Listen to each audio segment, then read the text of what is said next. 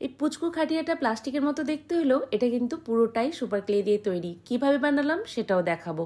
তার আগে ছোট্ট একটু থিম, সেটা হলো এই খাটিয়ার মধ্যে বসে চপমুড়ি খেতে খেতে গান শোনা আর আড্ডা মারা। হাই, আমি শম্পা, আমি মিনিয়েচার বানাই। কুলফি স্টিকগুলো এত সুন্দর হয়, কুলফি খাওয়ার পর স্টিকগুলো কিন্তু আর ফেলতে পারি না।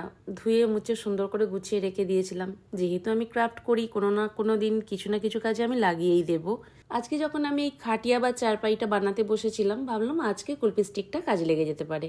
তাই ওগুলোকে প্রথমে আমি সাইজ মতো কেটে নিয়েছি। প্রথমে আমি পায়াগুলোকে ক্লে দিয়ে কভার দেব।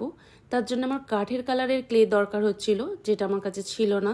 তাই আমি চক প্যাস্টেল কালার মিশিয়ে কালারটাকে তৈরি করে নিয়েছি। তারপর আস্তে আস্তে পায়াগুলোকে এইভাবে ক্লে দিয়ে ঢেকে দিচ্ছি। এবার আমি এখানে আমার পছন্দ মতো ডিজাইন তৈরি করেছি। তোমরা তোমাদের পছন্দ মতো ডিজাইন করে নিও। যেমন ওপরের অংশটা এখানে আমি চ্যাপটা মতো করেছি, তোমরা চাইলে ওই অংশটা গোল বা চৌকো মতো করে নিতে পারো।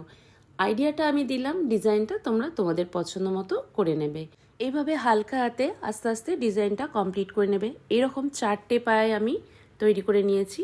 এবারে একে একে বাকি স্টিকগুলোকে জুড়ে নিয়ে খাটিয়ার যে স্ট্রাকচারটা সেটা আমি কমপ্লিট করে নিয়েছি। এখানে যদি জুড়তে তোমাদের অসুবিধে হয় তাহলে কিন্তু অল্প করে একটু ফেভিকুইকও ইউজ করে নিতে পারো।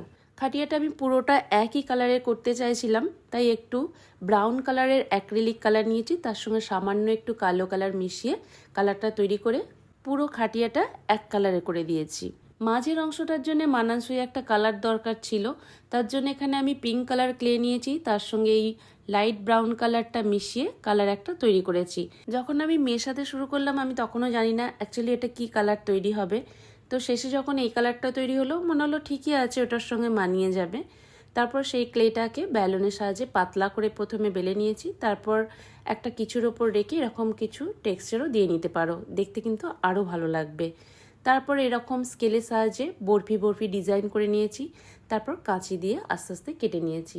এবার তোমরা যে সাইজের খাটিয়াটা বানাচ্ছ সেই সাইজ অনুযায়ী কাটিংটা করে নেবে মেপে নিয়ে। খাটিয়ার জন্য বেশ খানিকটা দড়ির দরকার হয়, আর যেহেতু এখানে সবটাই সুপার ক্লে দিয়ে তৈরি তাই সুপার ক্লে দিয়েই এইভাবে অনেকগুলো দড়ি বানিয়ে নেবে। তারপর 3টে সাইডে এইভাবে দড়িটাকে পাকিয়ে দেবে। আমি এখানে সবটা দেখালাম না, কারণ না হলে ভিডিওটা অনেকটা বড় হয়ে যাবে। আগে থেকে বানিয়ে রাখা এই চ্যাটাই মতোটাকে আস্তে আস্তে এর ওপর বসিয়ে দিয়েছি। এবার ভালো করে জোড়ার জন্য এখানে আমি একটু ফেভিকুইক ইউজ করলাম। এই বসার জায়গাটাকে পুরোটাকে টান টান করে বেঁধে রাখার জন্য একটা দিকে দড়ি দিয়ে এভাবে টান দেওয়া থাকে, তো সেটাও এখানে আমি তৈরি করে নিলাম। এইভাবে আমি খাটিয়াটা কমপ্লিট করে নিয়েছি। এবারে যেহেতু মাঝের অংশটা মানে বসার অংশটা পুরোটাই লাইলনের হয়, সেই লাইলন এফেক্টটা আনার জন্য এখানে আমি অল্প একটু ভার্নিশও অ্যাপ্লাই করেছি। তো এইভাবে আমি খাটিয়াটা কমপ্লিট করলাম। এই খাটিয়াটা আমি অনেক আগে বানিয়েছিলাম, যেটা আমার হাত লেগে ভেঙেও গেছে। আর এবারেরটা তো তোমরা এতক্ষণ ধরে দেখলে আমি বানালাম। কেমন হয়েছে অবশ্যই কমেন্ট করে জানিও। আজকের মতো টাটা।